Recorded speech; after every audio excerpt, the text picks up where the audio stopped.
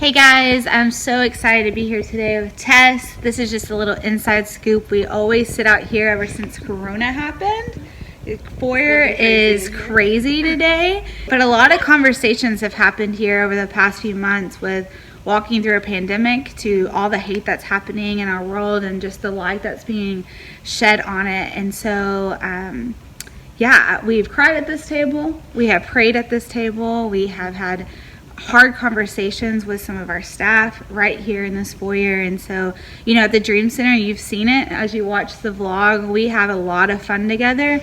We act stupid and silly, and we go out and we feed and we love on communities. But man, when our staff's hurting, we hurt with them.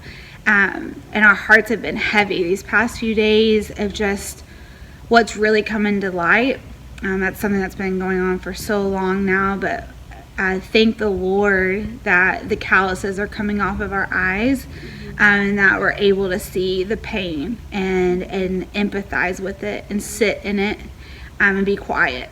And so I'm humbled by the leadership that we have within Drew, but his family, you don't get to see Christy a whole lot, but my gosh, that woman is lifting up her husband's arms day in and day out and holding down the house so he can come here and serve over this past decade. And so I'm so honored that they sat at a table and they're going to share their hearts about what they've learned over this past decade of serving downtown Little Rock.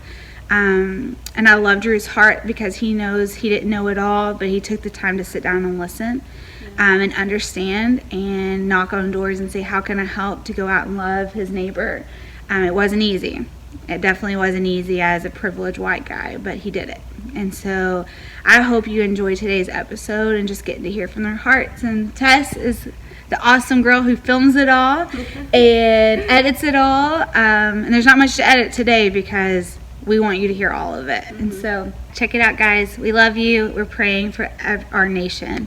I love Dream Center, every Arkansan. Our heart is for every Arkansan to chase their God-given dream, and we really mean that. And so we hope you hear it from our leader's heart. Everything that we do at the Dream Center, the one thing I love most is the fact that we create opportunities to where two people that otherwise never would have sat at the same table and had a meal, they never would have had a conversation, they never would have met each other in the real world, can sit down, they can have coffee, they can have a meal, they can read, they can do whatever it is they do, and they can get to know each other. And they can get on the same playing field. Because I think sometimes what's happened, and it's even in marriage, you're out here playing football and I'm over here playing basketball, and it's two totally different worlds that are going on, and we're not on the same field. Right. And I think what's so important is when we get on that same field, when we're both getting to know each other and we're getting in a relationship, something beautiful happens. And that's what I want to encourage everyone who's out there who's just saying, okay, I've got to be a part of the solution.